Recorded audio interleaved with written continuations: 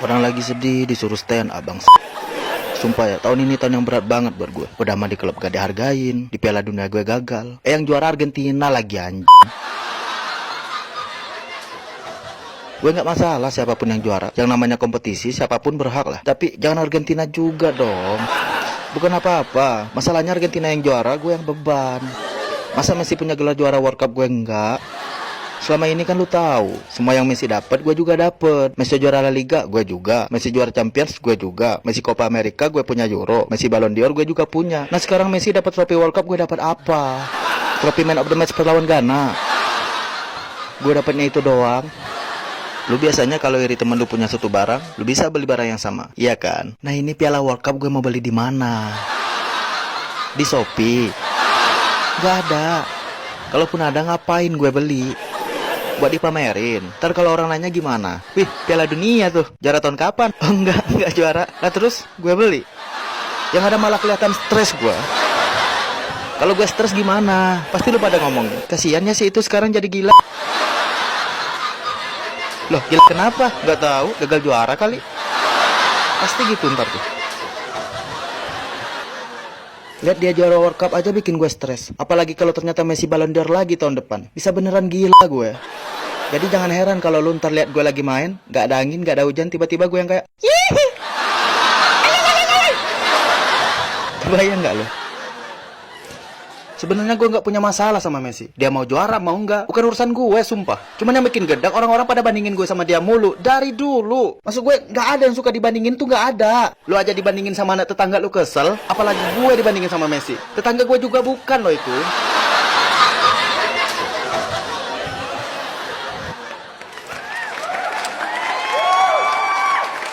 Gak enak loh dibandingin tuh. Kalau nggak percaya lu cobain deh. Ntar lu lagi berduaan sama pacar lu nih, terus tiba-tiba aja ngomong, aku perhatiin kamu tuh jelek banget ya. Beda banget sama mantan aku dulu. Sumpah, itu kalau nggak diputusin gampar lu.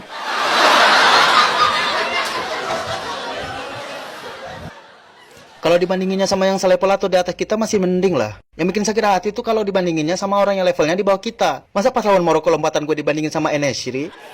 Lu tahu kan, ada tuh postingannya di IG. Lompatan Ronaldo ternyata kalah sama lompatan En-Nesyri. Dibandingin, gue 2,68 meter, En-Nesyri 2,78 meter. Gue udah mau postingan ini, gue mikir, goblok pasti ini orang yang posting. Masuk gue, kenapa lu bandingin gue sama pemain yang umurnya baru 25 tahun? Secara umur dia jauh lebih muda, secara fisik emang harusnya dia lebih kuat. Kalau lu mau, bandingin lo sama lompatan gue pas masih muda juga. 2,93 meter. Gitu namanya bandingin. Terus pas nyundul juga niat kita lompat tuh buat nanduk bola kan. Nah terus ngapain gue lompat lebih tinggi dari bola tuh ngapain? Kalau bolanya di sini nih, terus pala gue segini, gue mau nyundul apa? Masa gue sundul pakai leher? Gimana? Ya gimana pun di antara 5 Piala Dunia yang pernah gue ikutin, yang kemarin jadi Piala Dunia yang paling berkesan buat gue. Bukan kesan baik, kesan buruk lebih tepatnya. Salah satunya kapan? Pas gue berhasil bobol gawang Uruguay. Gue masih bilang itu gol gue karena gue yang ngerasain. Gue ngerasanya kena tuh bola pas gue sundul. Sumpah. Cuman wasit bilangnya itu nggak kena. Jadi gol yang harusnya atas nama gue malah jadi punya Bruno. Sebenarnya gue nggak masalah lah siapapun yang punya gol itu. Mau gue mau Bruno. Yang penting Portugal menang. Bener. Cuman yang bikin gue malu, gol itu punya siapa ketahuannya pas habis gue selebrasi. Lu bisa bayangin nggak kalau jadi gue itu malunya kayak apa? Gue udah selebrasi loh nih. Mana pede banget lagi. Ngacung tangan, lari ke pojokan, satu tim nyamperin gue, tos-tosin gue, meluk-meluk gue, muji-muji gue. Taunya di papan skor yang muncul muka Bruno, bangsat. Malu lo itu. Kalau lu bingung itu malunya kayak apa, bayangin aja istri lu habis ngelahirin. Nah, pas lu lagi nangis bahagia gendong anak lu, terus istri lu bisikin lo, sebenarnya itu bukan anak aku sama kamu, mas. Kayak gitu. Malu lo. Ya, walaupun banyak hal yang gak enak selama di Qatar, ada satu yang bikin gue bahagia pas pulang dari sana. Lu tahu apa? Yap, akhirnya gue dipecat dari MU. Lo. Pada senang gue bahas MU kayaknya ya. Oke, kalau gitu, mari kita bahas MU sekarang.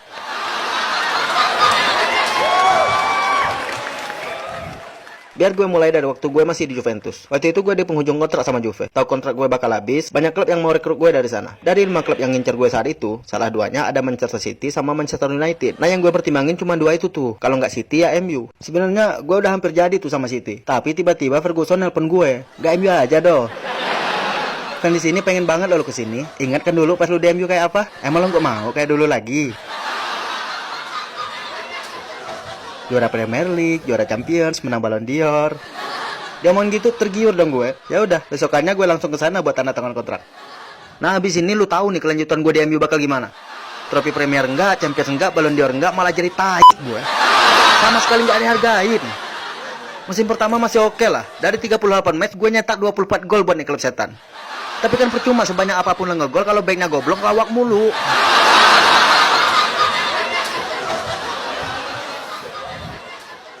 Musim ini apa lagi nih? Baru berapa pertandingan aja gue nggak nyetak gol langsung dicadangin loh. Gue nggak terima dong. Gue protes sama Ten Hag. Coach, kenapa sekarang gue dicadangin mulu sih? Dia jawab, gue mau sampai kapan nunggu lu nyetak gol? Sampai kita jadi juru kunci.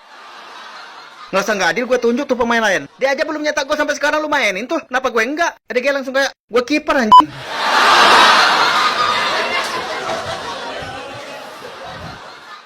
Gue ini udah nyetak 800 lebih gol sepanjang karir gue. 800. Gol semua loh itu. Bener-bener gol. Nggak gue tambah-tambahin sama gol pas latihan, enggak. Nggak gue hitung sama gol offset juga, enggak. Maksud gue, secanggih dan sehebat apapun mesin, kalau lo nggak ngerti cara makainya, ya jangan lo beli. Gue ngomong gitu ke Ten Hag. Dan lo tahu respon dia apa? Respon dia cuman kayak,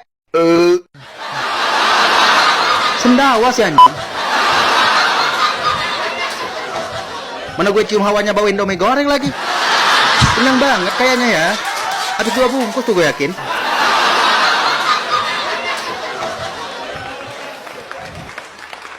Sedih loh jadi pemain cadangan. Sebelum pertandingan disuruh pakai sepatu juga, ikut pemanasan juga, ngapain? Gue pemanasan tapi nggak main tuh buat apa, gue tanya. Adu sprint sama hakim garis. Buat apa? Takut cedera? Gimana? Cedera lagi duduk tuh gimana? Kemungkinan terburuknya karena kelamaan duduk paling kesemutan. Udah itu doang. Mana di bangku cadangan gue sebelahan sama Maguire lagi. Duduk sama dia bukannya cedera fisik malah cedera otak gue. Gue lagi malas ngomong karena dicadangin, diajak ngobrol mulu. Bang, lu benci juga gak sih bang sama De Gea? Malah gibah sih bang. Makin gak gue ladenin makin jadi. Tadi kan gue nabur paku payung di sepatu De Gea bang. Tapi kok dia kayak biasa aja ya? Tiba-tiba Eriksen jambak dia dari belakang. Itu sepatu gue bang.